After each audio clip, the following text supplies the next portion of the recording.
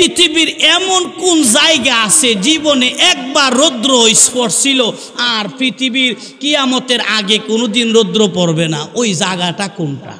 উমরের দরবারে একজন মানুষ আসলো, যেই মানুষটা ছিল ইহুদি। সে আইসা কয়, ও খলিফাতুল মুসলিমিন, আমি তোমার কাছে 3টা প্রশ্ন করব, যদি উত্তর দিতে পারো রে কথা দিলাম কালেমা পয়রা মুসলমান হয়ে যাবো। আল্লাহু আকবার। প্রশ্ন কয়টা? 3টা প্রশ্ন। আচ্ছা, প্রশ্নগুলা যদি আগে কই অসুবিধা হইব? 1 নাম্বার প্রশ্ন আয়া করছে, খলিফাতুল মুসলিমিন ওমর, আপনি বলেন পৃথিবীর এমন কোন জায়গা আছে জীবনে একবার রৌদ্র স্পর্শ ছিল আর পৃথিবীর কিয়ামতের আগে কোনোদিন রৌদ্র পড়বে না, ওই জায়গাটা কোনটা? 1 নাম্বার প্রশ্ন কি? পৃথিবীতে এমন একটা জায়গা আছে যেখানে সূর্যের আলো একবার পড়ছে, দ্বিতীয়বার আর কিয়ামতের আগে পড়বে না। নাম্বার 2, এমন 2 ভাই একলগে জন্ম হয়েছিল, কিন্তু তাদের বয়সের পার্থক্য 100 বছর বেশি। 2 জন একলগে জন্ম হওয়ার পরেও বয়সের পার্থক্য 100 বছর বেশি হয়েছে। সুবহানাল্লাহ কইতেন না? 3 নাম্বার প্রশ্ন, পৃথিবীতে এমন একটা কবর আসছিল যেই কবরের ভিতরে লাশ 40 দিন ছিল। কতদিন? 40 দিন কবরের ভিতরে লাশ লইয়া করলো। 40 দিন পরে ভিতর থেকে লাশ বাহির করে দিল। জোরে কন্যা আল্লাহু আকবার। প্রশ্ন কয়টা? 3টা প্রশ্ন করছে খলিফাতুল মুসলিমিন উমর। উত্তর দেওয়ার আগে হযরতে আব্বাস রাদিয়াল্লাহু তাআলা আনহু, আমার নবীর চাচা, ডাক দিয়া কয়, ও খলিফাতুল মুসলিমিন উমর, আপনি যদি অনুমতি আমারে দেন, এই 3 প্রশ্নের উত্তর আমি দিতে চাই, তবে কোরআন দিয়া দিব। কি দিয়া? কোরআন দিয়া দিব। এই 3টা প্রশ্নের উত্তর আমি দিতে চাই, আপনি আমার অনুমতি দেন। খলিফাতুল মুসলিমিন মুস্কি একটা হাসি দিয়া কয়, কারণ তিনি কে জানেন? আল্লাহর নবীর চাচা। সুবহানাল্লাহ কোন? জিনার পরিচয় রুয়ুসুল মুফাসসিরিন। তিনার চাইতে বড় মুফাসসির এই পৃথিবীর জমিনে আর কখনো হবে না। ডাক দিয়া বলি, ও খলিফাতুল মুসলিমিন ওমর, তুমি যদি অনুমতি দাও আমি এই প্রশ্নগুলির উত্তর দিব।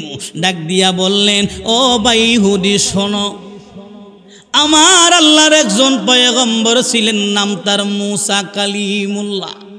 নাম শুনছেন নি? ওমা কথা কয় না। এই নবী নরম না গরম? আল্লাহ যত নবী রাসূল পাঠাইছে সবার চাইতে রাগ বেশি আছে মুসা নবী। সুবহানাল্লাহ কন্যা। যে মুসা নবী বিপদ ফেরাউনের লগে, সবাই লাডি বেন্দা লইয়া তৈরি, রাত্রিবেলা মুসা নবীর উপরে আক্রমণ হইব। মুসা নবীর আল্লাহ কয়, মুসা, আমি এদেরকে ঘুম পাড়াইতাছি, তুমি তোমার কওমের লোক লইয়া ফালাও। আল্লাহ করলেন, ফেরাউনের দলের চোখের মধ্যে কানের মধ্যে ঘুম দিলেন। প্রশ্ন করবেন, হুজুর ঘুম তো চোখে আসে, কানও কেমনে ঘুমায়? ঘুমটা ফইলা কয়ে কানে। কথা কোন ঠিক কিনা? আপনারা অনেকে কিন্তু ঠিক কইছেন, বুঝা তো কইছেন না। হ্যাঁ, কইতামনি কেমনে আয়ে কানো? মনে করেন আমি শুইলাম, চোখ বন্ধ করলাম, ঘুম হইছে নি? আমার ঘুম কইছে না, চোখ বন্ধ করছি, ঘুম কিন্তু হইছে না। ঘুম কোন সময় হয়? যখন দেখবেন কানের মধ্যে আওয়াজ আর ঢুকে না, কান যখন বন্ধ হইয়া যা, কানগুলা যখন ঘুমায়া যা, তখন দেখবেন চোখও ঘুমায়। কথা কোন ঠিক কিনা? এটা আমার কথা নয়, আল্লাহর নবীর হাদিসের কথা। এই জন্য কানে আল্লাহ ঘুম দিছে, এমন ঘুম দিছে মুসা নবী তার দল লইয়া সেই নদীর দিকে চললেন, বাহার কালজুম নদীর দিকে। কারো কারো মতে এটা নীল নদ, কিন্তু তাফসিরের ভাষায় বাহার কালজুম। মুসা পয়গম্বর চলল এই দিকে, তাদের ঘুম ভেঙে গেল, সকাল হয়ে গেছে। ফেরাউন পাগল হইয়া গেছে, কিরে মুসা কইদা ফালায়া গেল। খুঁজতে লাগলো, পায়ের নিশানি খুঁজে, উটের পায়ের নিশানি, ঘোড়ার পায়ের নিশানি খুঁজে রে সন্ধান করে দেখে নীল দরিয়ার দিকে গেছে। এই ঘোষণা দিল ফেরাউন, সবাইরে কইল, আমার দলের লোকেরা সবাই যা যা পারল, মুসা এই দিকে গেছে, নীল দরিয়া পার হইতে পারবে না রে, আমরা কিছু সময় গেলেই ধরতে পারবো। এই কথা বইলা তারা যখন ছুটলো, মুসা নবী এই দিকে নীল দরিয়ার সামনে যখন গেছে, গিয়া দেখে কোনো পার হওয়ার রাস্তা নাই। মুসা নবীর লগে 12টা কওমের লোক, সুবহানাল্লাহ কর, 12টা গোত্রের লোক লই আর মুসা নবী চলছে। আল্লাহর দারে মুসা কয়, আল্লাহ গো তুমি কি বিপদ ফালাইয়া দিবা? আল্লাহ কয়, ও মুসা চিন্তা করিস না, তোর হাতও যে লাঠি আছে, বিসমিল্লাহ কয় বাড়ি মার। সুবহানাল্লাহ। মুসা নবী বিসমিল্লাহ কয়া যখন বাড়ি দিছে, দুস্থ বুজুর্গ, একটা নয় দুটা নয় 12খানা রাস্তা হইছে। এখন এখানে কয়েকটা হাকিকত আছে। আচ্ছা, রাস্তা তো একটা হইলি হইতো, 12টা হওয়ার কি দরকার? মুসা নবীর উম্মত একটু বেহা ছিল।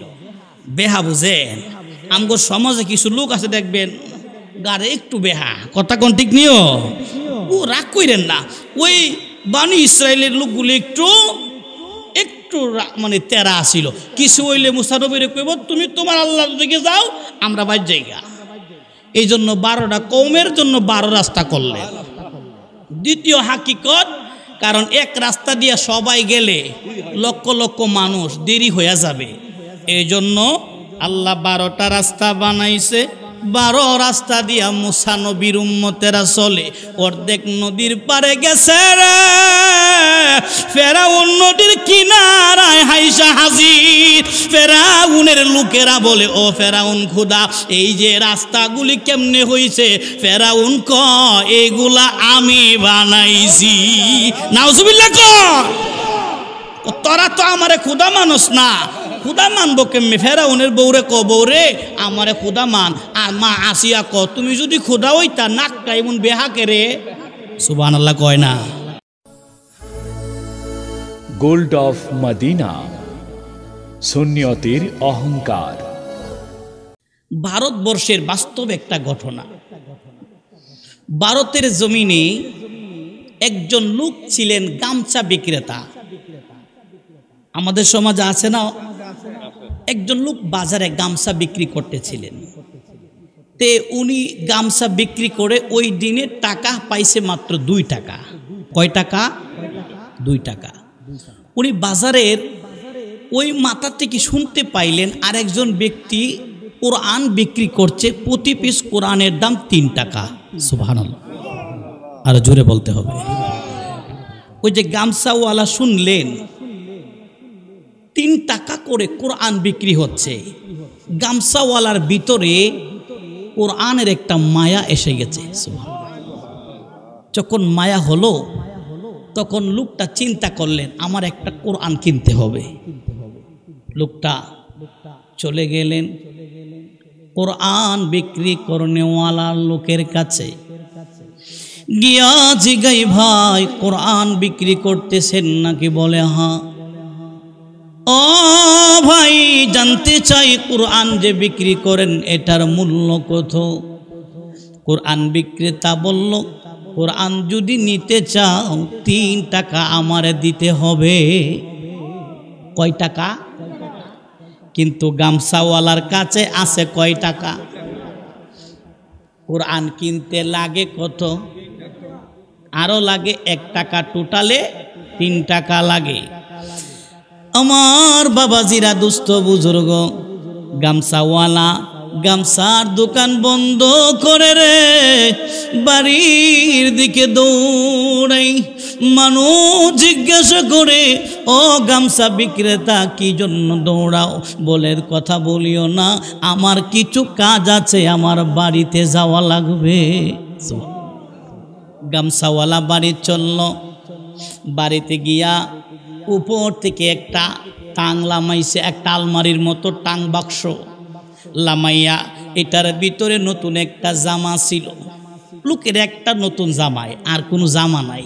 লোকে জামাটা বাইর করে আর সুন্দর করে হাতের মধ্যে বাস কইরা লইতে লাগলো। এ গামছাওয়ালা যখন গামছাটা বাস করে হাতের মধ্যে জামাটারে নিছে, তার মেয়ে ছিল একটা, ডাক দিয়া কই বাবা গো এই কাপড়টা কি করবা? বাবা ডাক দিয়া কই মেরে এই কাপড়টা বিক্রি করে দিব। আল্লাহু আকবার খান। মেয়ে জিগাই বাবা আপনার তো কোনো আর দুসরা জামা নাই, একটা মাত্র জামা আপনার, এই জামাটা যদি বিক্রি করে দেন তাহলে নতুন জামা খুঁজে পাবেন না রে বাবা। ও বাবা এই জামাটা যদি বিক্রি করে দেন আপনি তাহলে ঈদের দিন কি জামা পরবেন? বাবা গো এই জামাটা যদি বিক্রি করে দেন তাহলে গো বাবা বেড়ানোর জন্য নতুন কুতু পোশাক আপনার থাকবে না। জুড়ে কি আল্লাহু আকবার বলা যাবে না? ও মাহমুদাবাদের বাবাজি, যুবক বন্ধুরা, কলিজার টুকরো বাবারা, আমার মুরব্বী বাবাজি গো, অন্তরের কান দিয়া শুনো। ওই যুবক ওই মুরব্বী বাবা নিজের পরনের নতুন জামাটা ঘরের ভিতরে ছিল, এই জামাটা নিয়া তিনি বাজারের মধ্যে এলান করতে লাগলেন। বাজারের খরিদ্দাররা শুনো রে, আমার একটা জামাকে তোমরা কিনবা। জিজ্ঞাসা করে ভাই জামার দাম কত? বলে জামার দাম 3 টাকা দিবা। বলে না দেওয়া যাবে না, ওই 1 টাকা দিবানি। আর একজন লোকে যখন এই কথা বলছে যে এই কাপড় বিক্রেতা ডাক দিয়া কয় 1 টাকা দাও, এটা দিয়াই চলবে। আল্লাহু আকবার। আগে হাতে ছিল 2 টাকা, এখন হইছে 1 টাকা। টোটালে কত হইছে? কোরআন কিনার টাকা হইছে নি? ও মুসলমান, কত টাকা কত দিকে ব্যয় করে কথা কোনটি কিনা? 3 টাকা লইয়া কোরআনওয়ালার কাছে গিয়া ডাক দিলেন, ভাই কোরআনওয়ালা আপনি তো বলছিলেন 3 টাকা দিলে একটা কোরআন দিবেন। বলে হ্যাঁ বলছি তো, তুমি নিবানি? বলে হ্যাঁ আমার একটা কোরআন দাও। একটা কোরআন দিল। এই কোরআনটারে বুকের মধ্যে জড়াইয়া কাপড় বেচা বন্ধ করে দিয়ে এবার আবার বাড়ির দিকে দৌড়ায়। কিনছে কি? কোরআন। কয় টাকা দাম? 3 টাকা। পরনে যে জামাটা ছিল একটাই বাড়িতে নতুন জামা, এটাও বিক্রি করে দিছে। দিয়া এবার কোরআনটাকে নিয়া নিজের বাড়িতে চলে গেছে। কোরআন শরীফ মেয়ে দেখা গয় বাবা আমার, ও বাবাজি পরনে পরার মতো ভালো কোনো জামা আপনার নাই, একটা মাত্র জামা ছিল গো। এই জামাটা কেন বিক্রি করলেন? আর এটা কি কিনলেন? লোকটা ডাক দিয়া কয় মা গো, ও মা তুমি আমারে প্রশ্ন করো না। এই যে কোরআন দেখতেছো এটা আমার আল্লাহর কালাম কোরআন। জোরে কি সুবহানাল্লাহ বলা যাবে না? এরে দুষ্ট বুজুর্গ, কোরআনের দাম আছে না নাই? এই কোরআনকে ভালোবাসলে আমার মাওলা ভালোবাসে কি বাসে না? আমার বাবারা, এই লোকটা কোরআনটারে আইনা বাড়ির মধ্যে উঁচু একটা জায়গায় রাখছে। সুবহানাল্লাহ। আপনাগর এলাকায় মাঝে মধ্যে ঘরে গেলে দেখা যায় কোরআন এমন জায়গায় রাখছে এটার মধ্যে ময়লা পড়তে পড়তে আর পড়ে না। আছে না নাই? আমি মাঝে মধ্যে আপনাদের এলাকায় গেছি তো অনেক ঘরে, এটা বাস্তব তিক্ত অভিজ্ঞতা থেকে বললাম। কিন্তু আপনাদের উচিত না বাবা কোরআনটারে ইজ্জত করা? কথা বলেন না কেন? আমার আব্বুজিরা রে, ওই লোকটা কোরআনটারে এতটা উঁচু জায়গায় রেখে দিল। সারাদিন ব্যবসা করে, জামা বিক্রি করে, কাপড় বিক্রি করে, গামছা বিক্রি করে, সন্ধ্যা যখন হইয়া যায়, রাতের গভীরে দুনিয়ার মানুষ যখন ঘুমায়া যায়, ওরে মাহমুদা বাদের বাবাজি, অন্তরের কান লাগায়া শুনো মা বোনেরা আমার, মুরব্বী মানুষ সারাদিন ব্যবসা করে যখন বাড়িতে ফিরে রাত্রে বেলা কোরআনটারে হাত লইয়া এই লোকটা কোরআনটার প্রতি লাইনে লাইনে হাত বুলায়। কারণ লোকটা কোরআন পড়তে পারত না। সুবহানাল্লাহ কইতেন না? লোকটা কোরআন পড়তে জানে না, কিন্তু কোরআনটারে কিনে আনছে। সুবহানাল্লাহ কোন? আচ্ছা বলেন তো, যেই লোকটা কোরআন পড়তে জানে না সে কোরআনটারে আনছে কতটা মায়া কইরা আনছে? এই কোরআন ঘরের উঁচু জায়গার মধ্যে রেখে দিল রে। প্রতিদিন আমন করলে একদিন না একদিন ঘরের লোকদের কাছে ধরা খায় কি খায় না? প্রতিদিন কোরআন পড়ে আর চোখের পানি ছেড়ে ছেড়ে কান্দে। লোকটার কিছুদিন হয়ে গেল, এই লোক কোরআন জুড়ে জুড়ে পড়তে পারে না, জোরে জোরেও পারে না, আস্তে আস্তেও পারে না। লোকটা কোরআনটারে দইরা কোরআনের লাইনে লাইনে হাত বুলায় আর বলে, এ আল্লাহ কা কালাম হায়। জুড়ে কি আল্লাহু আকবার বলা যাবে না? এ আল্লাহু আকবার, ইয়া রাসূলুল্লাহ, জিন্দাবাদ জিন্দাবাদ। আমার বাবা জিরারে, ও দুস্থ বুজুর্গ, এই যে কোরআনের মায়ায় লোকটা প্রতিদিন কোরআনটা খুলে খুলে হাত বুলায় আর বলে, এ আল্লাহ কা কালাম হাই। লোকটা এমন করতে করতে হঠাৎ একদিন লোকটার মৃত্যুর এলান বাজে গেল। বাবার আমার, এই এলাকার মধ্যে রে এমন লোক ছিল না জানাজা দেওয়ার মতো। এমন এলাকা আমাদের সমাজে এক সময় ছিল কি ছিল না? আমাদের পূর্বপুরুষ উত্তরসূরি খুঁজলে সব হিন্দু ছিল, কথা কোন ঠিক কিনা? আল্লাহর অলিরা আইসা মুসলমান বানাইয়া টুপি পরাইছে, দাড়ি রাখাইছে, ওই মানুষগুলার দ্বারা আমাদেরকে ইসলাম পাওয়াইছে, ঠিক কিনা কহ? দুস্থ বুজুর্গ, ভারতবর্ষে এখনো আজান হয়, মাইক দেওয়া যায় না, কথা কোন ঠিক কিনা? ওই যে আমার বাবা ভারতে ঘুরাইছে, জিজ্ঞেস করে ভারতে যারা গেছে এখনো দেখবেন লুকায়া লুকায়া আজান দেয়, মাইক ছাড়া ভিতরে বক্স দিয়ে আজান দেওয়া লাগে। ওই জায়গার ভিতরে ভালো কোনো লোক নাই যে গোসল করে তারে দাফন করব, যেই ভাবি হোক পারে। এলাকাবাসী গোসল দিছে রে, গোসল দিয়া রাস্তার কিনারায় দাঁড়াইয়া অপেক্ষা করে যদি কোনো ভালো মানুষ হয়, নামাজি ব্যক্তি আসে, তাহলে হয়তোবা আমাদের এই লোকটার জানাজার ব্যবস্থা হবে। রাস্তায় সবাই অপেক্ষা করতেছে, দেখি কেউ নিয়ে আয়ে। সারা রাত যখন গেল, সকালবেলা জানাজার জন্য লোকটারে অপেক্ষা করতেছে, কোনো একটা লোক পায় কিনা। সকাল থেকে শুরু হয়ে গেল, 7টা 8টা বেজে গেল, কেউ যায় না। 9টার দিকে তাকায়া দেখে রে একটা ভদ্র লোক, দেখতে মাশাআল্লাহ দাড়ি পা মাথা টুপি আছে।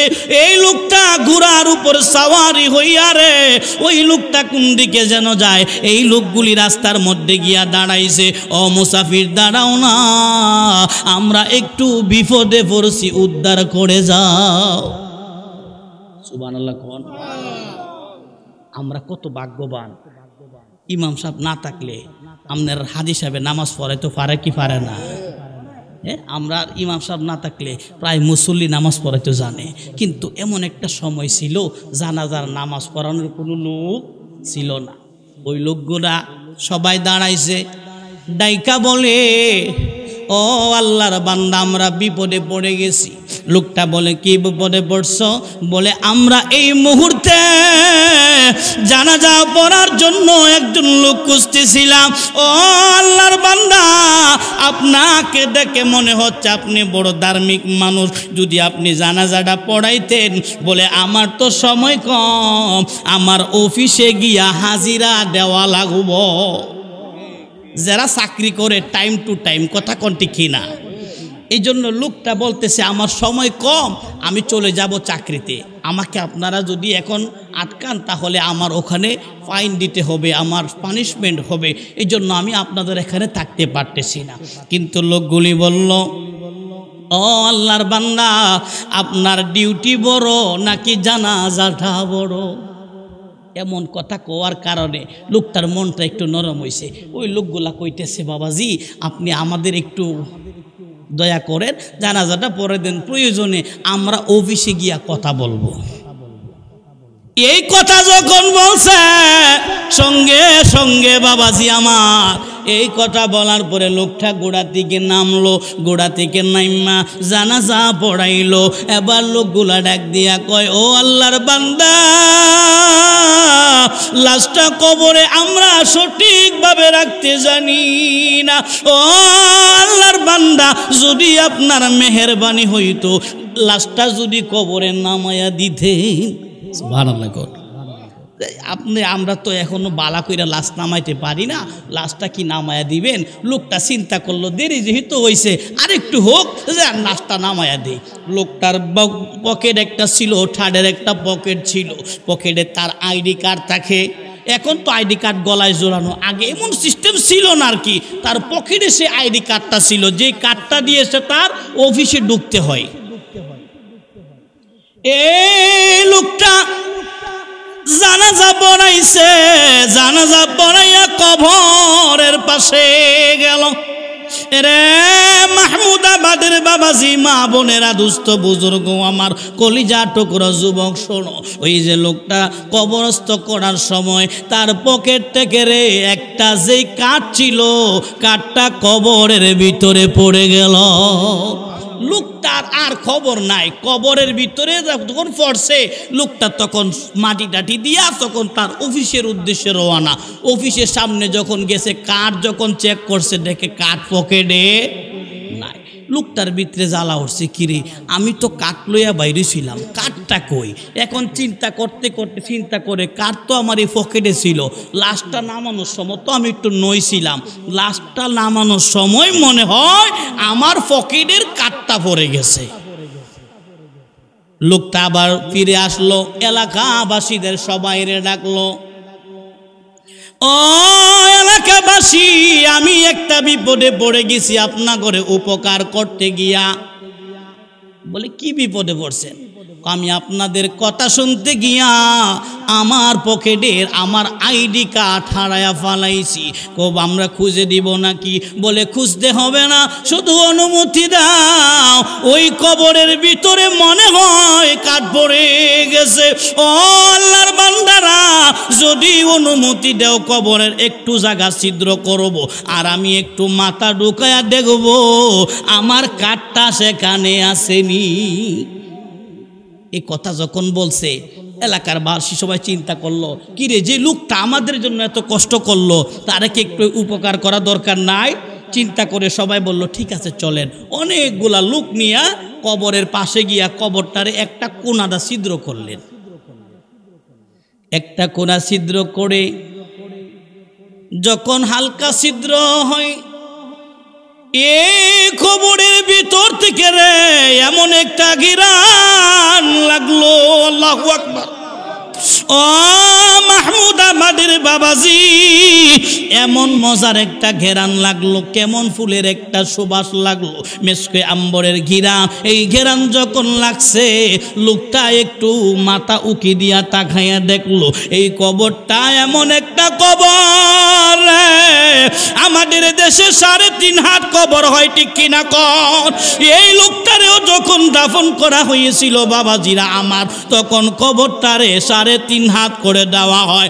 ওই ভারতের ওই ব্যক্তি বলে, চাকরিজীবীওয়ালা কয়, আল্লাহর কসম করে বলি, এই কবরটা এত বড় যে এই কবরের মাথা অনেক দূরে। আল্লাহু আকবার। এই কথা বলে লোকটা সুবহানাল্লাহ বলে একটা চিৎকার মেরে দৌড়ে দৌড়ে গেলেন। মানুষ জিগায়, কি ব্যাপার?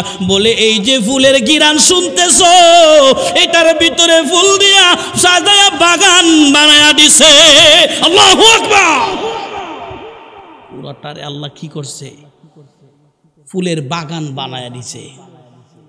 লোকটার ভিতরে একটা কম্পন সৃষ্টি হয়ে গেল, কি ব্যাপার? লোকটা জিজ্ঞেস করে, এলাকাবাসীরা শুনেন, এই যে লোকটা দুনিয়ার জমিনে কি আমল করত আমাগরে আপনারা জানান। যখন কইছে জানাইবার কথা, আমরা তো বেশি জানি না, তবে তার একটা মেয়ে আছে দুনিয়ার জমিনে, তার একটা মেয়ে আছে। ওই ভদ্রলোক চলতে লাগলেন মেয়ের বাবার সন্ধানে। এ আমার বাবাজি, মেয়ের বাবার সন্ধানে যখন চলে রে, মেয়ের বাবা সন্ধান করতে করতে মেয়ের কাছে গেলেন, গিয়া দেখে মেয়েটা বড় পর্দাশীল। সুবহানাল্লাহ। আমাদের দেশে পর্দা আসেনি, জোরে কয় না, আসেনি, কম না বেশি, মাঝে মধ্যে, কথা কোনটি কিনা ওই তুরা তুরা পাওয়া যায়। আসলে বাবা পর্দা করা ফরজ, কথা কোনটি কিনা। নামাজ পড়া যেমন ফরজ, পর্দা করা তেমনি ফরজ। আল্লাহ কয় ওয়াকরনা ফি বুয়ুতিকুন্না ওয়ালা তাবাররাজনা তাবাররুজাল জাহিলিয়াতিল উলা।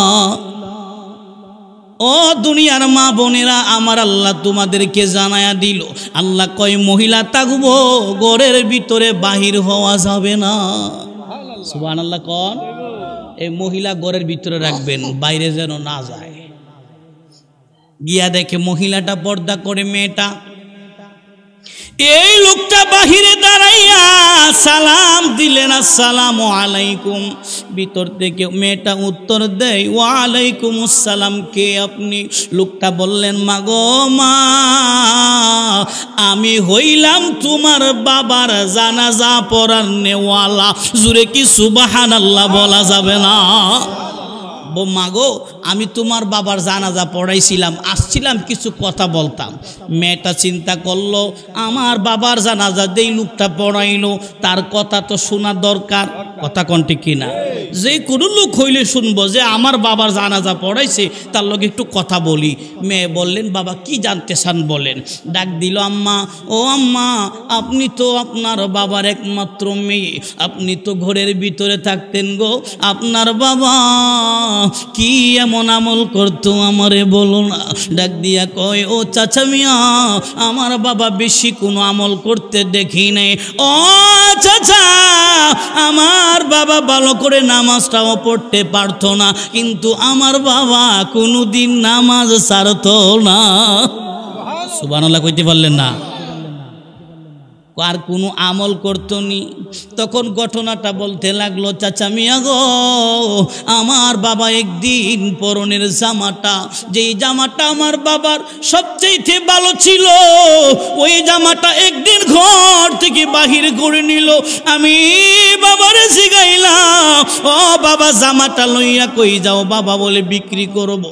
এই জন্য হুজুর, আমার বাবাই জামা বিক্রি করিয়া একটা কুরআন শরীফ কিনছে। হুজুর, আমার বাবা কোরআন পড়তে জানতো না, তাইলে কোরআন কিনছে কেরে? হুজুর, রাত্রিবেলা আমি শুনতাম আমার বাবা গুনগুন করে কাঁদতো। আমি একদিন আমার বাবার কান্নার আওয়াজ শুনে ওই ঘরে একটু কি দিলাম, দেখি আমার বাবার হাতে গো আল্লাহর কালাম কোরআন শরীফ দেখা যায়। আল্লাহু আকবার। ও হুজুর, আমার বাবা রাত্রিবেলা কোরআনটা হাতে লইয়া আমার বাবা কোরআনে চুমা দিত, আর একবার বুকের মধ্যে লাগাইতো। প্রতিটা হরফে আমার বাবা হাত বুলাইতো আর বলতো, এ আল্লাহ কা কালাম হায়, এ আমার মাওলা কি কালাম হায়, এ কুরআন আমি তোরে পড়তে জানি না, তুই পড়তে জানি, কত মজা।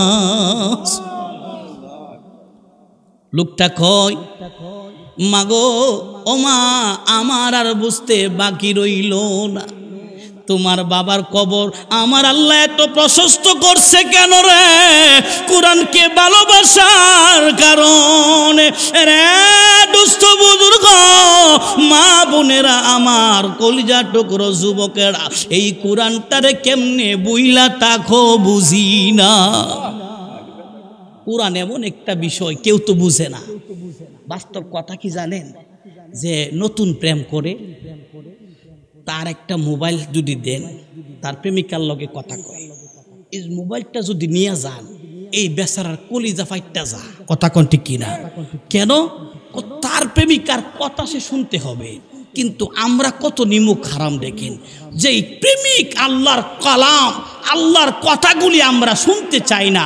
আর এইগুলি তো মানুষের বানানো কোনো কথা নয়, এইগুলি স্বয়ং আল্লাহর কথা। সুবহানাল্লাহ বলেন। এই কোরআনের ভিতরে কোনো সন্দেহ আছে? কোনো সন্দেহ নাই। লা রাইবা ফি, এটার ভিতরে সন্দেহের অবকাশ মাত্র নাই। হুদাল্লিল মুত্তাকিন,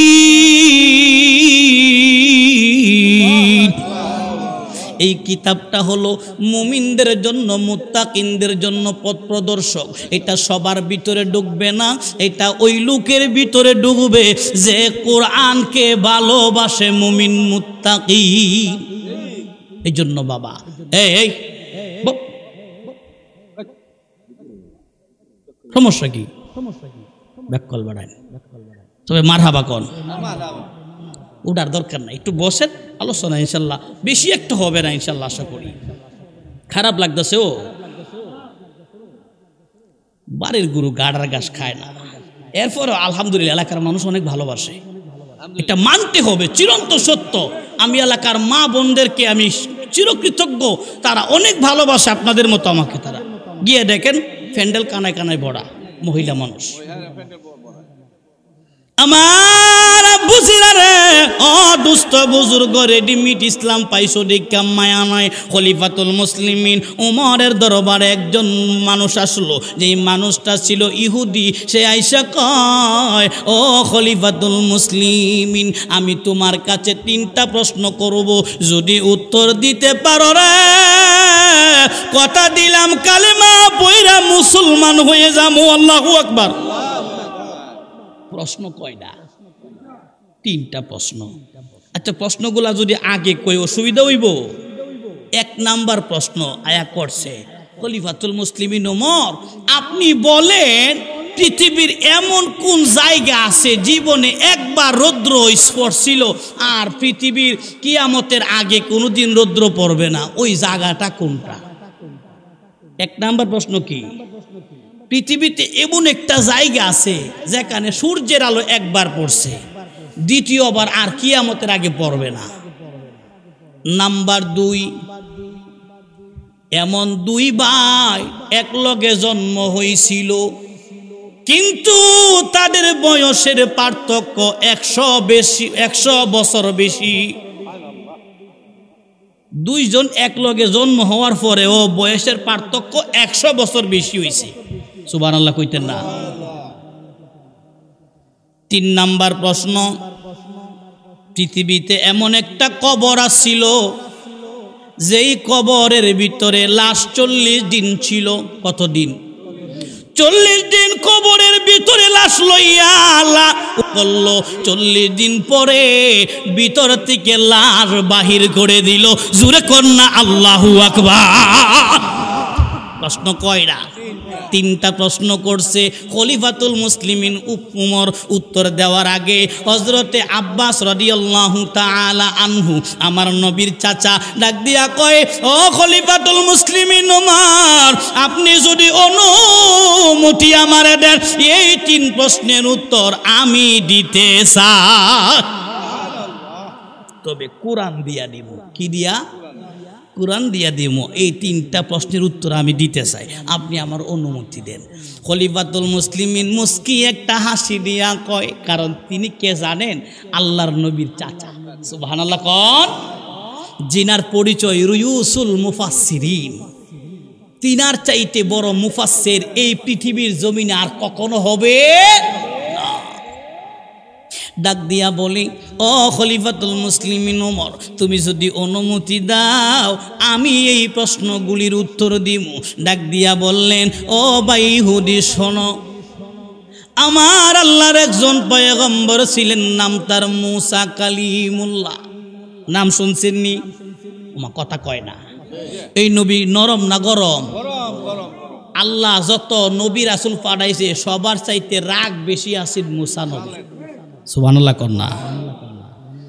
যে মুসা নবী বিপদ ফেরাউনের লগে সবাই লাডি বেন্দা লইয়া তৈরি রাত্রিবেলা মুসা নবীর উপরে আক্রমণ হইব মুসা নবীর আল্লাহ কয় মুসা আমি এদেরকে ঘুম পাড়াইতাছি তুমি তোমার কওমের লোক লইয়া ফালাও আল্লাহ করলেন ফেরাউনের দলের চোখের মধ্যে কানের মধ্যে ঘুম দিলেন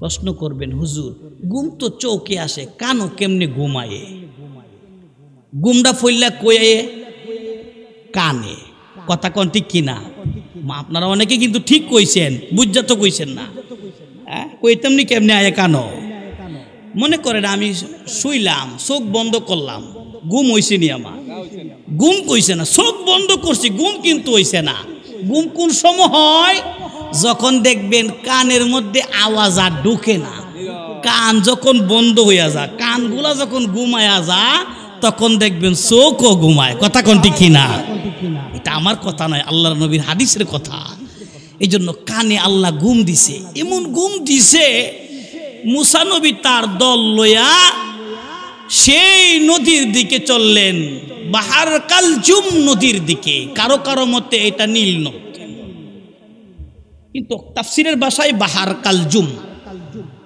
মুসা পয়গম্বর চলল এই দিকে তাদের ঘুম ভেঙে গেল সকাল হয়ে গেছে ফেরাউন পাগল হইয়া গেছে কিরে মুসা কইদা ফালায়া গেল খুঁজতে লাগলো পায়ের নিশানি খুঁজে উটের পায়ের নিশানি ঘোড়ার পায়ের নিশানি খুঁজে রে সন্ধান করে দেখে নীল দরিয়ার দিকে গেছে এই ঘোষণা দিল ফেরাউন সবাইরে কইল আমার দলের লোকেরা সবাই যা যা পারল মুসা এই দিকে গেছে নীল দরিয়া পার হইতে পারবে না রে আমরা কিছু সময় গেলেই দৌড়তে পারবো এই কথা বইলা তারা যখন ছুটলো মুসা নবী এই দিকে নীল দরিয়ার সামনে যখন গেছে গিয়া দেখে কোনো পার হওয়ার রাস্তা নাই মুসা নবীর লগে 12টা কওমের লোক সুবহানাল্লাহ কর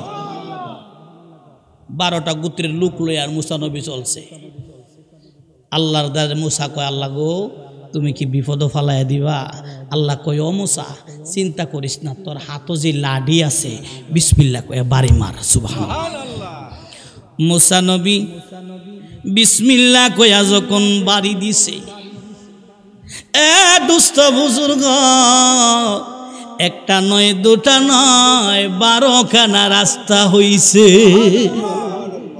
এখন এখানে কয়েকটা হাকিকত আছে আচ্ছা রাস্তা তো একটা হইলি হইতো 12টা হওয়ার কি দরকার মুসা নবীর উম্মত একটু বেহা ছিল বেহা বুঝেন আমগো সমাজে কিছু লোক আছে দেখবেন গাড়ে একটু বেহা কথা কোন ঠিক নিও ও রাগ কইরেন না ওই বানি ইসরায়েলের লোকগুলো একটু মানে তেরা ছিল কিছু হইলে মুসা নবীরে কইব তুমি তোমার আল্লাহর দিকে যাও আমরা বাইর জায়গা এই জন্য 12টা কওমের জন্য 12 রাস্তা করলেন দ্বিতীয় হাকিকত কারণ এক রাস্তা দিয়ে সবাই গেলে লক্ষ লক্ষ মানুষ দেরি হয়ে যাবে এই জন্য আল্লাহ 12টা রাস্তা বানাইছে 12 রাস্তা দিয়া মুসা নবীর উম্মতেরা চলে অর্ধেক নদীর পারে গেছে রে ফেরাউন নদীর কিনারায় হাইসা হাজির ফেরাউনের লোকেরা বলে ও ফেরাউন খোদা এই যে রাস্তাগুলি কেমনে হইছে ফেরাউন ক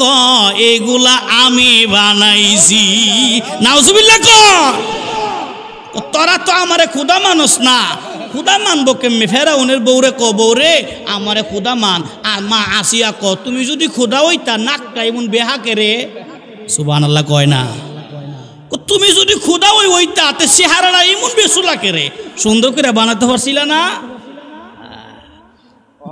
অপমান নগদ অপমান করছে মুসা নবী নদীর মধ্যে আর ফেরাউন তার দল নিয়ে কিনারায় কিন্তু বেটার বুদ্ধি আছে বেড়া লোকগুলেরা কত রাজা কিন্তু বেড়া যায় না কিন্তু লোকগুলিও বেড়া রেসারা যাইতো না খুদা আপনি না গেলে আমরা যাইতাম না ফেরাউন চিন্তা করে আল্লাহ তো একজন আছে হে মানে না কিন্তু হে নীল দরিয়া যখন পানি শূন্যতায় ভুগছিল, কম পানি একদম।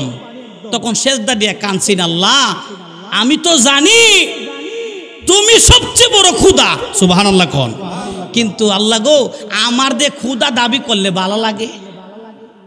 আল্লাহ কলি মানিল মুলকুল ইয়াউম, তোরে ক্ষমতা দিছি, কিন্তু আমার সমূহ যখন আইব তখন তো ডাক দিব। ওই ফেরাউন নদীর কিনারায়, তখন আল্লাহ জিব্রাইলে পাঠাইছে, যাও। ফেরেশতা জিব্রাইল বৃদ্ধ মানুষের সুরত দইরাইয়া কয়, বউ খুদা বাদশাহ আপনার কাছে একটা বিচার লই আইছিলাম। বেটার মাথা গরম না ঠান্ডা? ও এমনি মাথা গরম।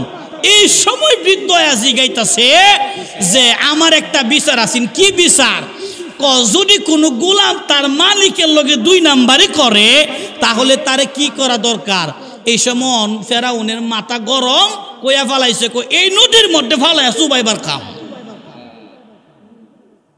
নদীর চুবাইয়া মারার কাম। এই কথা ঘোষণা দিছে কেডা? আল্লাহর মুগ্ধা কোয়াইছে। এখন ফেরেশতা এক তাইলে কাম করেন, আমার লিখা দেন। সুবহানাল্লাহ কইতেন, সুন্দর করে লিখা লইছে। গোলাম যদি মালিকের অবাধ্য হয়, নীল নদে ডুবাইয়া তার বিচার করা হয়। যখন এই কথা বললেন, সব মানুষ নামতে চাই কিন্তু সে নামে না। কিন্তু তার লগে লোকেরাও চালাক, নামনে না নামলে আমরাও নামতাম না। এমন সময় আমার আল্লাহর একটা ফেরেশতারে একটা ঘুড়ি বানাইছে, ঘোড়া এবং ঘুড়ি। ফেরাউনের যে ঘোড়া চড়তো এটা বেড়া ঘোড়া, আরেকটা বেড়ি ঘোড়ার সুরতে আল্লাহ নদীর রাস্তার মধ্যে ফাড়াইছে। যখন এই ঘুড়ি দেখছে, ফেরাউনের ঘোড়া পাগল হইয়া নামছে।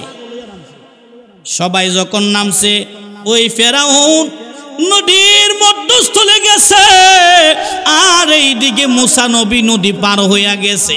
আমার আল্লাহ কয়, নদীর পানি রে এবার ফেরাউন রে পানিতে সুবাইয়া মার। জিব্রাইল এই সময়, ফেরাউনের তো বিশাল বড় বেটা, নদীর ভিতরে জানা পানি দায়িত্ব তারে নে। এই সময় হ্যাঁ আল্লাহ আমি মুসা এবং হারুনের আল্লাহর প্রতি ঈমান আনছি। এরপরে কয় না আল্লাহ তোমার প্রতি আনছি, মুসা এবং হারুনের আল্লাহর প্রতি। এমন সময় জিব্রাইল এখানে লেখা আছে, গোলাম যদি মালিকের অবাধ্য হয় এই নদীতে ডুবাইয়া তারে মারার কাম। এই সময় তার মুখের ভিতরে কাদা মাইরা দিছিল, দিয়া তার মুখ বন্ধ কইরা এই নদীর মধ্যে সুবাইয়া মারছে। এই নদী যখন 12টা রাস্তা হইছিল, এই 12 রাস্তায় তখন সূর্যের আলো পড়ছিল। কিয়ামতের আগে আর কোনোদিন পড়বে না। সুবহানাল্লাহ। ইহুদি কয়, বাবার ইসলাম তো সাধারণ না, কঠিন উত্তর। আচ্ছা হইছে, মানছি। 2 নাম্বারটা দিন। 2 নাম্বার হইল 2 ভাই এক লগে জন্ম, মৃত্যু হয়েছে 2 জনের, মানে বয়সের পার্থক্য 100 বছর বেশি একজনের।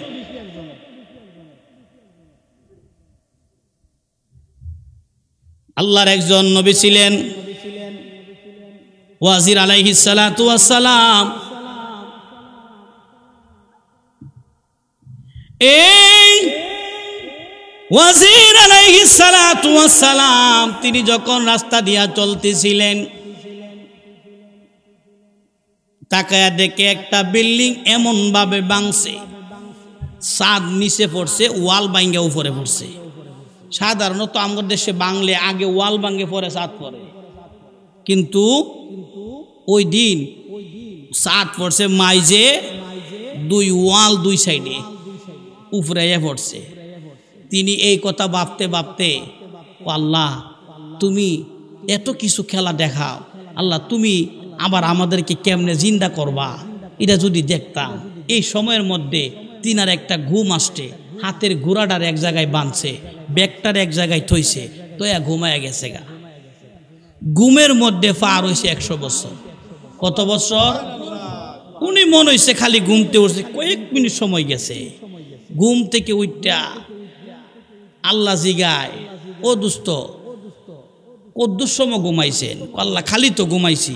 আল্লাহ কনা আপনি যে গুড়াটা বাঁধছিলেন, দেখেন তো গুড়াটা আসেনি, চাইদে গুড়া নাই, পাল্লা গুড়া গেছে কই? 100 বছর আগে গুড়া বানছিলেন, এখনো কি গুড়া থাকবো নি? সুবহানাল্লাহ কইতেন। আপনার লগে কি আছে? একটা ব্যাগ, ও ব্যাগের ভিতরে কি? আঙ্গুর। হাত দিয়া দেহে আঙ্গুর এখনো তরতাজা। সুবহানাল্লাহ। আচ্ছা কনসিডি দুইটা জিনিস ফসলে আগে কোনটা ফসার কথা? আঙ্গুর ফসার কথা, কিন্তু ফসছে কোনটা আগে? গুড়া পচে গেছে গা। আমার আল্লাহ ডাক দিয়া কই, দুস্থ তাকাইয়া দেখেন এই মাটির দিকে যেখানে গুড়াটা বাঁধছিলেন, যে এই গুড়াটা যেখানে বাঁধা ছিল রে, ওই জায়গার মধ্যে তাকাইছে, তাকাইয়া দেখে ওখান থেকে মাটির নিচের থেকে কিছু হাড় গুড় বের হচ্ছে। আরো জোরে কর। আল্লাহ ডাইরেক্ট গুড়া দিতে পারতেন, না দিয়া ও তাকাইয়া দেখেন কিছু এখান থেকে হাড্ডি বাইরেছে, হাড্ডিগুলা বাইর হইয়া কিছু গোশত হাড্ডির মধ্যে লাগলো, লাগতে লাগতে একটা কঙ্কাল হইছে। তাকায়া দেখে গোশত লাইগা এটা গোশত চামড়া ছাড়া একটা যন্ত্র হইয়া গেছে। এরে আমার মাহমুদাবাদের বাবাজি, ও মা বোনেরা, দুস্থ বুজুর্গ আমার, তাকায়া দেখে এই গুড়াটার শরীরের মধ্যে রুম হইল। হওয়ার পরে যে গুড়াটা লিয়া এই নবী এই জায়গায় বসেছিল, এই জায়গায় আবার আগের গুড়া হইছে। নিজের চৌকে দেখছে, নিজের চৌকে দেখছে। আল্লাহ কো আমি এমনি চিন্তা করবো। সুবহানাল্লাহ কইতেন না? আমি এমনি চিন্তা করবো। বাড়ির গিয়া দেখে তার ভাই বুড়া হয়ে গেছে, 100 বছর পার্থক্য ভাইয়ের লগে তার। এই কথা বলছে পরে বলছে, হ্যাঁ তোমার 2 নাম্বার প্রশ্নের উত্তর আমরা পাইছি, এবার বলো 3 নাম্বার প্রশ্ন হলো, এমন একটা কবর পৃথিবীতে ছিল রে, যে কবরটা 40 দিন লাশ লইয়া ঘুরছে, 40 দিন পরে লাশটারে বাহির করে দিছে। সুবহানাল্লাহর আওয়াজ কি জোরে নাচতে। এটা কোন কবর? এই আব্দুল্লাহ ইবনে আব্বাস রাদিয়াল্লাহু তাআলা আনহু বলতে লাগলেন, হযরতে ইউনুস আলাইহিস সালাতু ওয়াস সালাম আল্লাহর একজন নবী ছিলেন।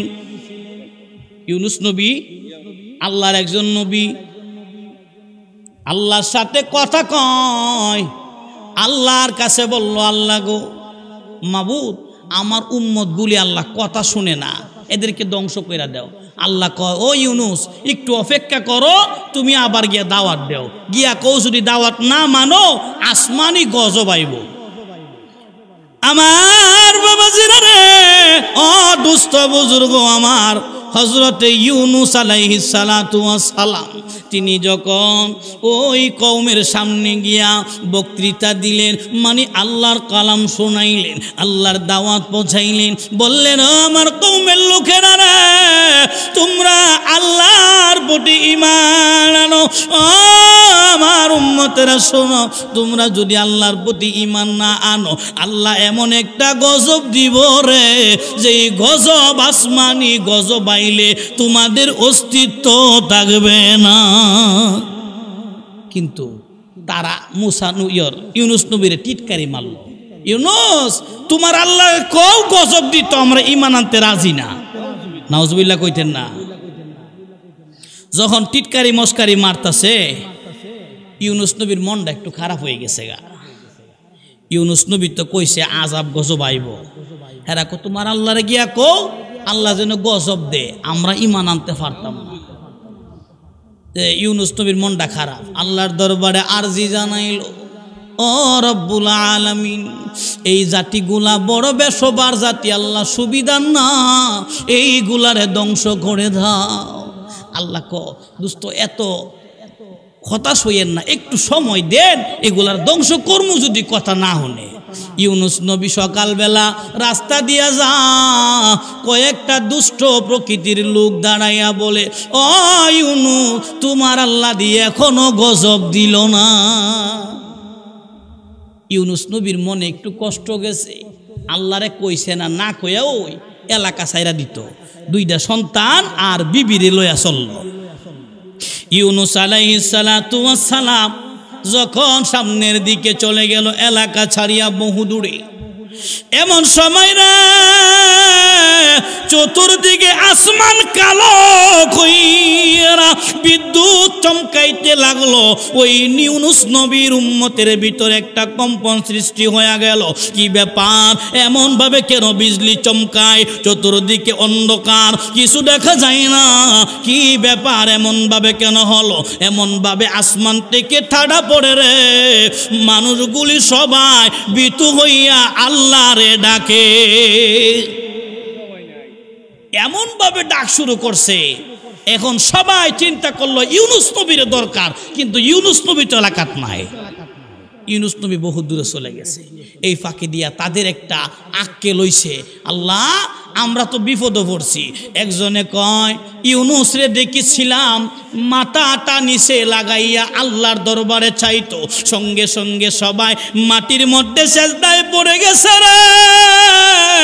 আমার মাওলারে ডাক দিয়া কই, মালিক ও মালিক, আমরা মুসলমান হয়ে গেলাম, আমরা ইসলাম, আমরা ধর্ম মানলাম, আমরা একত্ববাদে সাক্ষী দিলাম, আমাদেরকে ক্ষমা কইরা দাও।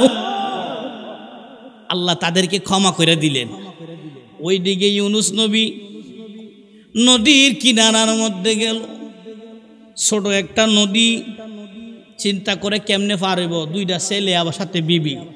ইউনূস আলাইহিস সালাতু ওয়াস সালাম ছোট ছেলেটারে কাঁধে তুললেন, আর বড় ছেলেরে নদীর পার রাখলেন। কাঁধে তুললা এবার চলতে লাগলেন নদীতে। বিবিরে হাতে দইরা এক ছেলে কাঁধে লইয়া নদীর মাইজে যখন গেছে, দুই পাশ থেকে নদীর পানি এমন ভাবে ঢেউ উঠতে শুরু করলো, এক পাশ থেকে স্রোত আইসা ইউনূস নবীর হাত থেকে বিবি এবং সন্তানদের নিয়ে গেল। ইউনূস নবী চিন্তা করে, বিবি গেল, সন্তান গেল, একটা আরেকটা তো পারে আছে। ওই পারে সন্তানের জন্য ইউনূস নবী ঘুরে যখন আসতে চাই, জংলা থেকে ক্ষুধার্ত বাঘ আইসা ইউনূস নবীর সন্তান রে কামড় দিয়া লইয়া যায়। জুড়ে কি আল্লাহু আকবার বলা যাবে না? খেলাকা কথা বলেন, খেলাকা। তুফানে বিবিও হারাইছে, সন্তানও হারাইছে। ইউনূস নবী কানতে কানতে নদীর পাড় দিয়া অনেক দূরে চলে গেছে। গিয়া দেখে ওখানে একটা বড় জাহাজ, অনেকগুলি লোক এটার মধ্যে অবস্থান। আগে থেকে ওই সারা সম হয়ে গেছে। ইউনূস নবী যখন গেছে তখন এই জাহাজ ছেড়ে দিছে। জাহাজ চলতে লাগলো তার গন্তব্যস্থর দিকে। এরে মাহমুদাবাদের বাবারা, দুস্থ বুজুর্গ, নদীর মধ্যস্থলে যখন গেছে রে, নৌকা নদীর মধ্যে দাঁড়াইয়া গেছে। আল্লাহু আকবার। স্টিমার সামনেও যায় না, পিছনেও যায় না। মাঝি সহকারে সবাই মিলে চেষ্টা করে দেখলো, ইঞ্জিল ঠিক আছে, নৌকার পাঙ্কা ঠিক আছে, সব কিছু ওকে, নৌকা চলে না। এলহাম এসে গেল, এই নৌকার মধ্যে এমন একজন লোক আছে রে, যে তার মালিকের অনুমতি ছাড়া এলাকা থেকে পলাইয়া আইছে। তখন সবাই জিগা, কেউ কয় না। ইউনূস নবী চিন্তা করলেন, এই এলহাম তো আমি ইউনূসের জন্য। সুবহানাল্লাহ কইতেন না? ইউনূস নবী ক, ও ভাইরা, আমি মনে হয় এই অপরাধী যে মুনিবের কাছ থেকে না কইয়া আইছি, কিন্তু ইউনূস নবীর দেখা কেউ বিশ্বাস করে না। সুবহানাল্লাহ কইতেন না?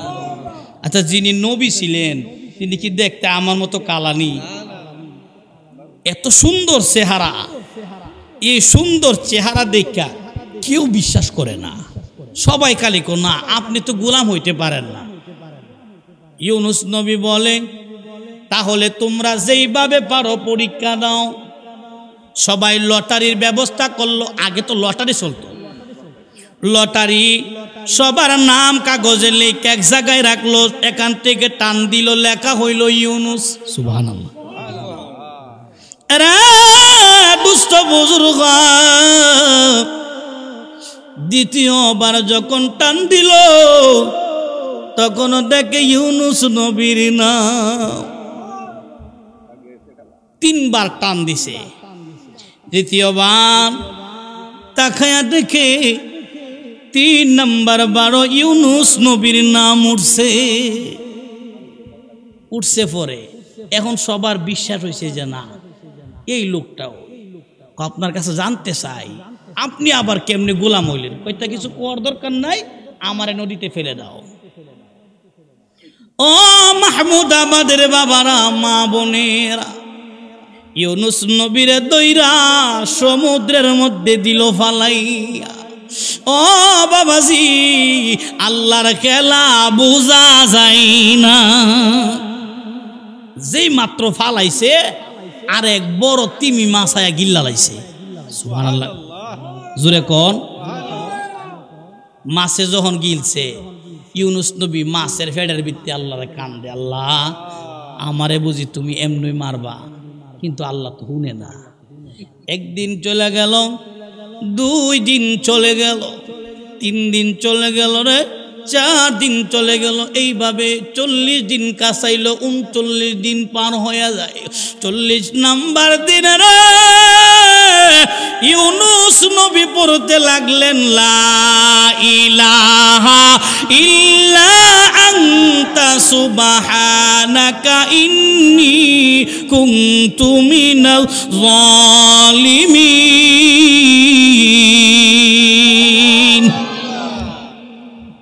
আল্লাহ কয়, ইউনুস এই দোয়াটা যদি না পড়তারা কিয়ামতের আগে মাছের পেটেই তুমি থেকে যাইতা। ও ইউনুস, এই দোয়া পড়ার কারণে একবার নয়, 2 বার নয়, ইউনুস নবী 16 লক্ষ বার পড়ছে। দোয়া পড়ছে পরে আল্লাহ মাছের পেটের ভিতরে একটা জ্বালা সৃষ্টি করে দিয়েছে। মাছের ভিতরে এমন এক জ্বালা উঠছে, মা সারা সমুদ্র দৌড়াইতে দৌড়াইতে দৌড়াইতে দৌড়াইতে নদীর কিনারায় হুকুদ্দা কেগলায় দিছে। সুবহানাল্লাহ, জোরে কোন। 40 দিন পরে মুসা নবীর এমন জায়গায় আল্লাহ ফালাইছে, এখনো কোনো গাছও নাই, পশু পাখিও নাই, কোনো কিছু খাওয়ার মতো নাই, উত্তপ্ত বালুর মধ্যে ফালাই দিছে। ইউনুস নবী 40 দিন মাছের পেটে থাকার কারণে মুরগি যখন ডিম দেয়, ডিম শক্ত, কুষ্ট চুল্লা শক্ত হওয়ার আগে সাম ডিম হয়, কথা কোন ঠিক কিনা? ইউনুস নবীর শরীরের অবস্থা না ওই রকম ডিমের চামের মতো নরম হয়ে গেছে। আল্লাহু আকবার। 40 দিন পরে আবার এমন জায়গায় ফালাইছে ডাইরেক্ট সূর্যের আলো ইউনুস নবীর গায়ে পড়ে। ইউনুস নবী আদামরা বুঝেন, লড়ার কোন শক্তি নাই, একদম পড়ে আছে। এমন ভাবে রৌদ্রের তাপে কষ্ট করতেছেন, এমন সময় আল্লাহ ইউনুস নবীর পাশে একটা গাছ দাঁড় করাইলেন। সুবহানাল্লাহ। গাছটা দেখতে লাউ গাছের মতো। লাউ গাছ, কেউ কেউ বলেছেন লাউ গাছ হয়েছিল জান্নাতি লাউ। সুবহানাল্লাহ। ওই যে গাছটা হইল, কিছুক্ষণের মধ্যে গাছটা বড় হয়ে গেছে। আমি আপনা করে জিগায়, আল্লাহ পারে কি পারে না? ও দুস্থ বুজুর্গ, লাউ গাছটা বড় হইয়া একটা ঝুপড়ির মতো হইয়া গেছে। ঝুপড়ির মতো হইছে ইউনুস নবীর উপরে রে। লাউ গাছের ছায়া আল্লাহ তৈয়ার করে দিল, আর এটার মধ্যে এমন একটা লাউ দিল, কয়েকটা ফল আইছে। এই ফলগুলি ইউনুস নবীরে খাওয়ার জন্য দিছে। ইউনুস নবী যখন ফলটা লইছে, এমন একটা মিষ্টি, এমন ফল আর কোনোদিন উনি খান নাই। সুবহানাল্লাহ কোন। কিন্তু ফল তো খাইছে, পানি দরকার আসেনি। পানির জন্য পিপাসায় গলা শুকনা। তাকায়া দেখে একটা ছাগল আইতা আছে। ছাগলটা ইউনুস নবীর সামনে আয়া এমন ভাবে খারইছে, মনে হচ্ছে ছাগলের বান ফেটে দুধ বের হয়ে যাবে এমন অবস্থা। ইউনুস নবী ওই ছাগল থেকে দুধ বক্ষণ করলেন। কয়েকদিন সময় চলে গেল, এই ছাগল থেকে বাবানা যেই কথাটা ছিল 3 নাম্বার প্রশ্ন, যেই মা এমন একটা কবর 40 দিন লাশটা পেটের ভিতরে লইয়া ঘুরছে, এই কবরটা হলো ইউনুস নবীর যেই মাছটা খাইছিল এই মাছটা হইল কবর, আর যেই কবরের ভিতরে লাশ ছিল এইটা হইছে ইউনুস নবী। 3 উত্তর দিছে পরে ইহুদি এ খলিফাতুল মুসলিমিন আমারে মুসলমান বানায় দেন, আমি আর ইহুদি থাকতাম না। সুবহানাল্লাহ। খলিফাতুল মুসলিমিন ডাক দিয়া কয়, ও আব্দুল্লাহ, কিভাবে তুমি সমাধান দিলা? কোরআন হাদিসের ভিত্তিতে সমাধান দিলা, এই জন্য তোমারে জানা দেয় তুমি হইলা রুয়ুসুল মুফাসসিরিন। তোমার চাইতে বড় কোরআন জাননেওয়ালার কেউ হবে না। সুবহানাল্লাহ কইতেন না? উনি তাফসিরে আব্বাস লিখেছেন, তাফসিরে সর্বপ্রথম তাফসির লিখেছেন কোরআনের আব্দুল্লাহ ইবনে আব্বাস রাদিয়াল্লাহু তাআলা আনহু। এই জন্য বাবাজি যে কথাটা বলতেছিলাম বাবা, আমার আপনার নবী রহমাতাল লিল আলামিন কথা বলেন ঠিক কিনা? নবীরে আল্লাহ কত মান দিছে রে। ইউনুস আলাইহিস সালাতু ওয়াস সালাম আল্লাহর কাছে জানাইছে রব্বুল আলামিন উম্মতরে ধ্বংস করে দেন, কিন্তু আল্লাহ কইছে অপেক্ষা করো। আমার নবীরে কয় রহমাতুল লিল আলামিন, আপনি উত্তর দেন, আপনি যদি বলেন আমি উম্মত ধ্বংস কইরা দিমু। নবী কো আল্লাহ এরা তো বুঝে না, এরা ধ্বংস কইরো না। সুবহানাল্লাহ কইতেন না? কারণ নবী ছিলেন রহমাতাল লিল আলামিন। জিকির হইব আল্লাহ আল্লাহ আল্লাহ আল্লাহ আল্লাহ আল্লাহ আল্লাহ আল্লাহ আল্লাহ আল্লাহ রহমাতাল লিল আলামিন কান্দে নবীরত রহদিন পাপি তাপি উম্মতের কারণে রে। আল্লাহ আল্লাহ আল্লাহ আল্লাহ আল্লাহ আল্লাহ আল্লাহ আল্লাহ আল্লাহ আল্লাহ ও মাহবুব মাওলা গো কুন্না দইদা ডাকব গো তোমারে। হে আল্লাহ আল্লাহ আল্লাহ আল্লাহ একটাই কাছে ইব্রাহিম নবী গো দয়াল ইব্রাহিম নবী এ নমরুদে গনে গোভেলি। আল্লাহ আল্লাহ আল্লাহ আল্লাহ আগুন হইল ফুলবা গীতা, আগুন হইল ফুলবা গীতা, পাশম নবীর জলে না রে। কোন নাম দইরা ডাকব গো তোমারে ও মাহবুব মাওলা গো, কোন নাম দইরা ডাকব গো তোমারে। আল্লাহ আল্লাহ আল্লাহ আল্লাহ একটাই কাছে মৌসা গৌন বি গো দয়াল মৌসা গৌন বি নমরু উদে এর পাহাড়ে গসলে। আল্লাহ আল্লাহ একটাই কাছে মৌসা গৌন বি গো দয়াল মৌসা গৌন বি তোর পাহাড়ে গেছেন গসলি।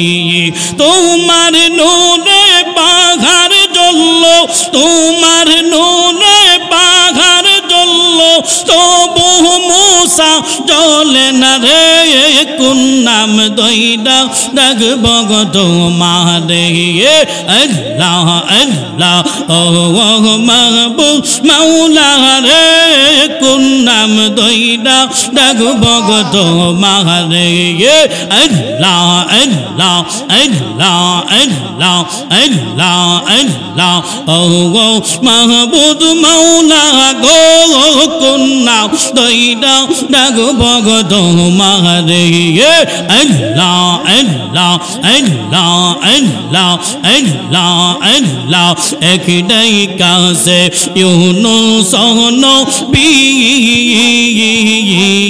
মাছের পেটে গেছেন সহলি আল্লাহ আল্লাহ মাছের পেটে রইলেন ইউনুস মাছের পেটে রইলেন ইউনুস হজম কেন হইল না রে কোন নাম দইডা ডাকব গো তোমারে আল্লাহ আল্লাহ আল্লাহ আল্লাহ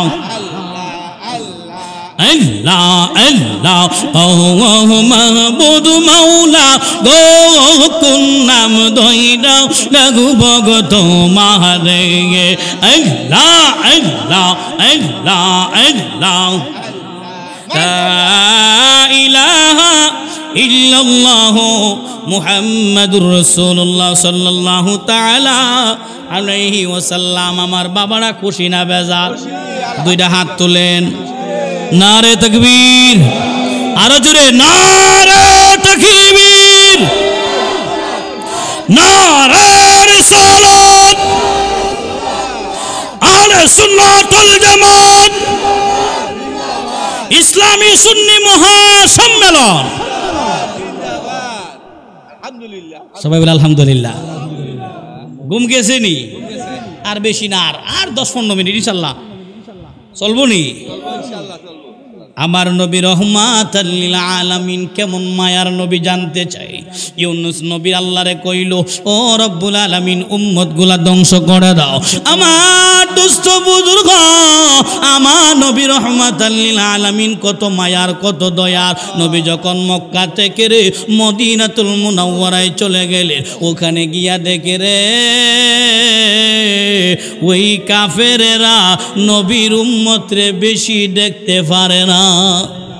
নবী যখন গেছে গিয়া দেখে মুসলমানদেরকে পানি দেওয়া হয় না। কি দেওয়া হয় না? আমার বাবা সিরারে ও দুস্থ বুজুর্গ নবী রহমাতাল লিল আলামিন একটা কূপের সন্ধান পাইলেন।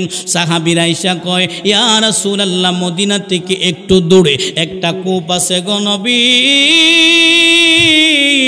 এই কূপের মালিক একজন ইহুদি। ইয়া রাসূলুল্লাহ আমরা পানি আনতে গেলে পানি দেয় না, অনেক টাকা আবদার করে। নবী গো আমরা তো এত টাকা পয়সা পাবো কোথায়? আমার নবী চলে গেলেন ইহুদির বাড়ির মধ্যে। যখন গেলেন ডাক দিলেন, ইহুদি ভাই আমি আসছিলাম তোমার এই কূপটা কেনার জন্য। সুবহানাল্লাহ, জোরে কর। ইহুদি কয়, কূপ দিয়ে কিনতে আইছেন, টেহা দিবেন কত? নবীর কাছে টাকা নাই। নবী ডাক দিয়া কই, ইহুদি ভাই আমার কাছে টাকা নাই, তবে তোমারে ওয়াদা দিলাম তোমার জন্য 2টা জান্নাত বরাদ্দ করে দিব। আল্লাহু আকবার। কিন্তু ইহুদি কপাল মন্দ, বুঝে না, কপাল পোড়া বলে আমি তো বাকিতে বিশ্বাসী না। নাউজুবিল্লাহ কোন? আমারে নগদ দেওয়ান লাগবো। নবী বললেন, ইহুদি ভাই 2টা জান্নাতের জিম্মা ওয়াদা নবী আমি দিলাম, তোমার এই কূপটা 2টা জান্নাতের বিনিময়ে দাও। ইহুদি দেয় না। ইহুদি বারংবার বাইনা করে, কি যেন চালাকি করে। নবীর মনটা বেজার। উম্মতের সামনে আইসা নবী যখন চোখের পানিগুলা ছেড়ে দিল রে, টপ টপ করে নবী কাঁদতে লাগলেন। সাহাবীরা জিগাই, ইয়া রাসূলুল্লাহ কেন কাঁদেন? আমার নবী কয়, সাহাবীরা রে, আজকে গিয়েছিলাম এক ইহুদির কাছে আমি কূপ কেনার জন্য। তারে বলেছিলাম 2টা জান্নাতের ওয়াদা করেছিলাম। ওই ইহুদি 2টা জান্নাত নিতে চায় না, নগদ অর্থকড়ির বিনিময়ে বিক্রি করতে চায়। ও সাহাবীরা রে, অনেক বুঝাইলাম, বুঝে না। আমার উম্মতগুলি পানির জন্য কতটা পিপাসায় কাতর হইয়া আছে, এই কথা নবী বলে চোখের পানিগুলা ছেড়ে দিলেন। সামনে বসা ছিলেন আমার নবীর একজন পাগল, উসমান জিন্নুরাইন। উসমান তো আর সহ্য করতে পারে না, চোখের পানে চাইরা কই, ইয়া রাসূলুল্লাহ আমার একটু অনুমতি দেন, আমি চেষ্টা করে দেখি। সুবহানাল্লাহ কোন। উসমান জিন্নুরাইন চলে গেলেন ইহুদির বাড়িতে। ইহুদিরে গিয়া ডাক দিল, বা ইহুদি, ইহুদি রহমাতাল লিল আলামিন রে দেইকা, নবীর সাহাবীরে দেইকা আশ্চর্য হইয়া তিনি বসার থেকে দাঁড়াইলেন। কেন জানেননি? বড় লোক চিনে বড় লোক, কথা কয় না। ধনির বাড়ির গরিব গেলে এবারের কোনো দাম আছে? ও আমি সে কথা কইছি। আর একজন ধনী যাক ভাই, বন বন বন ভাই, অক্ষর সুপা টুপা সব দিয়া লাইব। আর গরিব দেখলে কত বাড়াবো বাড়াবো বাড়াবো, গাইও না, আছে না না? যখন উসমান জিন্নুরাইন গেছে, এই বেটার ভিত্তে একটা জ্বালা উঠছে, আরে বাবারে অত বড় ধনী বেটা আমারও নাইছে। কারণ উসমান জিন্নুরাইনের এমন ক্ষমতা আল্লাহ দিছিলেন, তখনকার সময়ে কিন্তু বিশাল ধনী ছিলেন। যখন গেছে, ও ভাই আপনি আইছেন ভাই সাহেব, কি ব্যাপার? ও আমি তো আইছিলাম আপনার কূপটা কেনার জন্য। ইহুদি তো অনেক চালাক, ও ভাই কূপ তো বেচতাম না। উসমান জিন্নুরাইন বারবার প্রশ্ন করে, ভাই কত টাকা হইলে বিক্রি করবেন বলেন? বলে না, বিক্রি করব না, এই কূপ আমি নিজেই ব্যবহার করি, এটা বিক্রি করা যাবে না। উসমান জিন্নুরাইন তিনি প্রশ্ন করলেন, ভাই আমার তাইলে একটা কাজ করি, কূপটা আমার একদিনের জন্য ভাড়া দেন। কয় দিনের জন্য? দিতে পারি, 1500 দিরহাম লাগবো। একটা কথা আছে না যে সুযোগ পাইলে কবিলে ব্যাঙ্গেও ভাড়া দে। বেটা চিন্তা করছে মুসলমানের পানি তো লাগবো, কূপ যখন ভাড়া নিতে হইব 1500 দিরহাম যখন লাগবো। এই কথাটা যখন কইছে, উসমান জিন্নুরাইন হাসি দিয়া কই, মানলাম। ও ইহুদি ভাই, একদিনের জন্য কূপটা আমি কিনলাম, একদিনের জন্য এটা আমি ভাড়া নিলাম, ক্রয় করলাম। মনে করেন আপনার বাইর থেকে আমি একটা জিনিস ভাড়া আনছি, আইন না এটাকে আমি সাজায় থুয়ে দিব, আমার মনে আছে আমি যেমনি ব্যবহার করুন, কথা কোন ঠিক কিনা? উসমান জিন্নুরাইন মদিনায় এলান করে দিলেন, নবীর সাহাবীরা শোনো, নবীর সাহাবীরা রে শোনো, আজকে তোমাদের জন্য এই কূপের পানি উন্মুক্ত করে দিলাম। জোরে কি সুবহানাল্লাহ বলা যাবে না? মদিনার সাহাবীরা রে, তোমাদের যত ইচ্ছা হয় 1 সপ্তাহের জন্য পানি আইনা মজুদ করে রেখে দাও, 1 সপ্তাহের ভিতরে যেন আর পানির জন্য কূপের কাছে যাওয়া না লাগে। বুদ্ধিরা দেখেন। উসমান জিন্নুরাইন কূপটারে আনছে একদিনের জন্য ভাড়া। সব সাহাবীদেরকে ডাকলেন, ও নবীর সাহাবীরা শোনো, তোমাদেরকে আমি আজকে জন্য এই কূপটা উন্মুক্ত করে দিলাম, যত পারো 1 সপ্তাহ পানি আইনা জমাও। আমাদের তো একটা অভ্যাস আছে, যদি এমনটা হয় ফেরো যৎকান লয়, কথা কোন ঠিক কিনা? সাহাবীরা চিন্তা করছেন 1 সপ্তাহের জন্য পানি জমাই তুইব, যে যেমনে পারে ঠিক তালে জমাইছে। ইহুদি তো আশায় বয়ে রয়েছে, পরের দিন খুব তো ইহুদির। উসমান জিন্নুরাইন পরের দিন তারা খুব বুঝাই দিয়ে আয়া পড়ছে। ওই বেড়া সিয়ার লয়ে সুন্দর করে কূপের দ্বারা বইছে, মুসলমান আইব বেড়া পানি বেচবো। প্রথম দিন গেছে গা, পানি নিত মুসলমান আয়ে না, সুবহানাল্লাহ কইতেন না।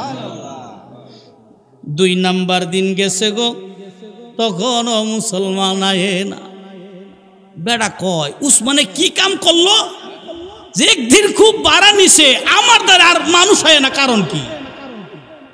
ও নবীর পাগলেরা শোনো, 2 দিন 3 দিন চলে যায়, কূপের পাশে কোনো মুসলমান নাই। ইহুদির ব্যবসা বন্ধ হয়ে যায় রে, ব্যবসা ভালো হয় না। ইহুদি একদিন নয় 2 দিন নয়, যে একটা সপ্তাহ পার হয়ে গেছে, ইহুদি মন খারাপ করে বাড়িতে বসে আছে। কালকে আবার আগামী কালকে 7 দিন হয়ে যাবে, এখনো ব্যবসা নাই। ইহুদি এই দিকে চিন্তায়, আর অপর দিকে মুসলমান সবাই আমার নবীর সাহাবী আবার উসমানের কাছে হাজির। সুবহানাল্লাহ, জোরে কোন আয়া ক আল্লাহর নবীর সাহাবী গো, ও উসমান জিন্নুরাইন আসেন না, আমাদের পানি তো শেষ হয়ে গেছে। একে তাকবীর দেন, নারে তাকবীর কইছেন আরো জোরে, নারে তাকবীর, নারে রিসালাত। প্রধান বক্তার আগমন, প্রধান বক্তার আগমন, মুফতি রফিকুল ইসলাম আল কাদরি সাহেবের আগমন। আলোচনাটা শেষ করে দিই, একটু বসেন ইনশাল্লাহ। হ্যাঁ হুজুর বসবো ইনশাল্লাহ, ইনশাল্লাহ বসেন।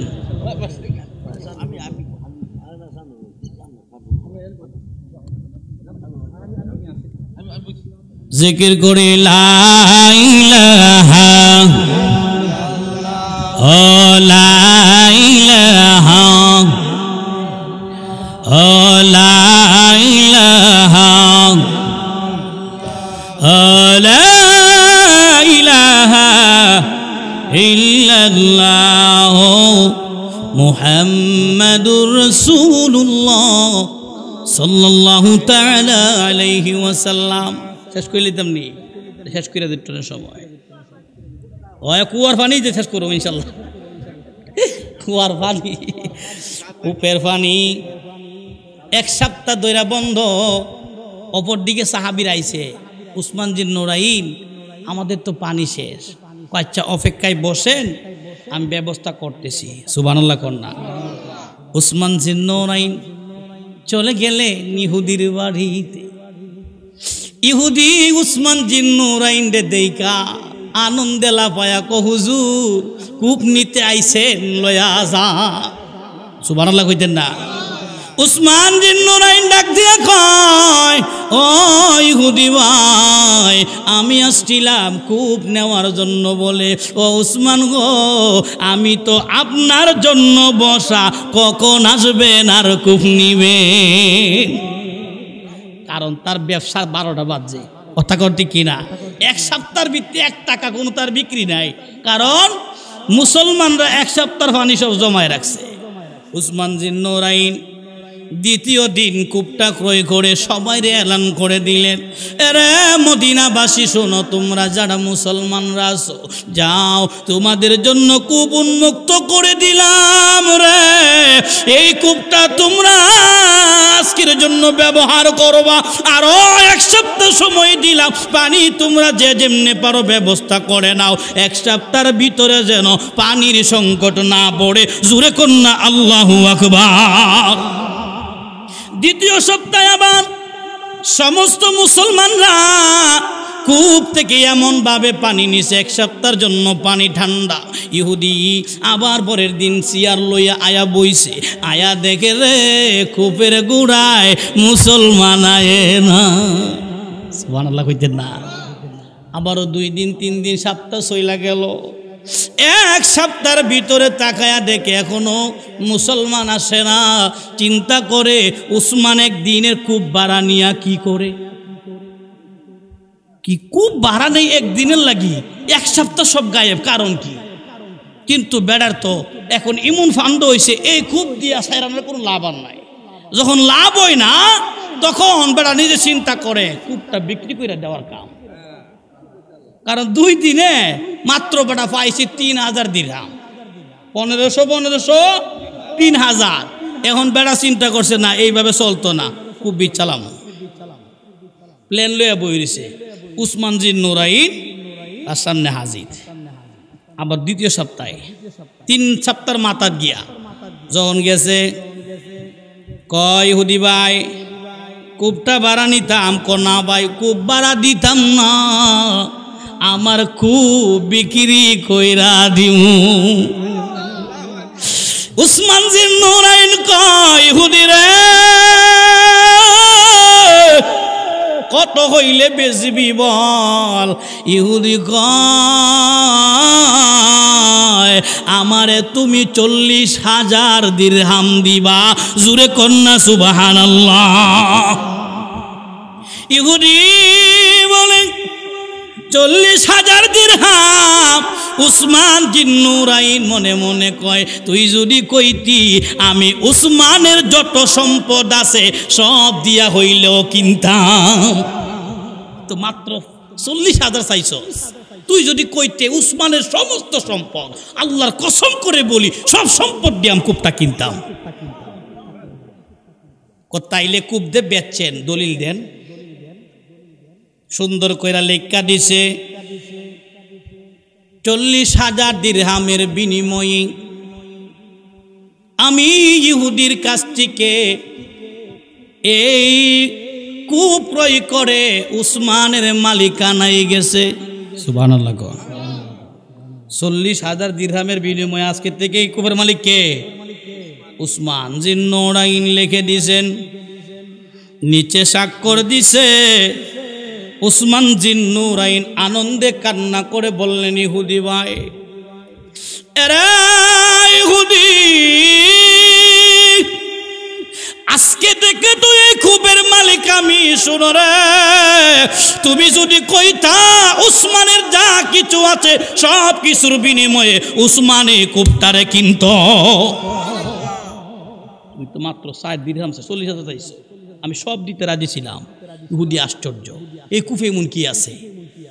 রহমাতাল লিল আলামিনের দরবারে উসমান জিন্নুরাইন সুন্দর কইরা দলিলটারে মুরাইয়া নবীর সামনে গিয়া হাজির। সুবহানাল্লাহ। আমার নবী ডাক দিয়া কই উসমান রে কি ব্যাপার? চৌকের কোনায় পানি দেখা যায়, আবার দি তোমার দিলটা আনন্দের রে উসমান। কি কেউ তোমার মনে কেন আনন্দ? ইয়া রাসূলুল্লাহ, ওগো মায়ার নবী রহমাতাল লিল আলামিন, আমি উসমান জানতে চাই নবী গো, আপনি ইহুদিরে কইছিলেন ইহুদি যদি আপনারে কূপটা দেয় 2টা জান্নাত দিবে। নবী গো, আমি উসমানের জানতে মনে চাই, আমি যদি কূপটা কিনা দে 2টা জান্নাত দিবেননি? কইছেন আরো জোরে কর। নবী একটা মুস্কি হাসি দিয়া কয় উসমান রে উসমান, ও বাবা উসমান কি বলতে যাও বলো না? বলে ইয়া রাসূলুল্লাহ, নবী গো আপনি বলেন না। নবী ডাক দিয়া কয় উসমান রে কথা দিলাম 2টা জান্নাত তোরে দিয়া দিলাম। উসমান জিন্নুরাইন কয় ইয়া রাসূলুল্লাহ এই কাগজটা ধরেন। সুবহানাল্লাহ। নবী দেখলেন এই কাগজে লেখা 40,000 দিরহামের বিনিময়ে কূপের মালিক উসমান বলে। নিচে ইহুদি স্বাক্ষর কইরা দিছে রে। আল্লাহর নবী আনন্দে কান্না করে দিলেন, ইয়া রাসূলুল্লাহ, আমার নবী কায়দা উসমান রে জড়ায় ধরে, উসমান রে এইটা তুমি কেমনে কই করলা? ইয়া রাসূলুল্লাহ, নবী গো ওই দিন আপনার চোখের পানি আমি দেখেছি, আপনার কান্না সহ্য করতে পারি না। ও নবী, আপনি কূপটা কিনতে চাইলেন, কূপটা আপনার ইহুদি দিল না। ইয়া রাসূলুল্লাহ, আমি উসমান কথা দিলাম নবী, জান্নাত চাই না, জান্নাত চাই না, আপনার উম্মতের জন্য এই কূপটা কুরবান করে দিলাম। ইয়া রাসূলুল্লাহ, এই কূপটা আজকে থেকে আপনার উম্মতের নামে ওয়াকফ করে দিলাম। নবীজি গায় উসমান উম্মতের নামে দরকার কি?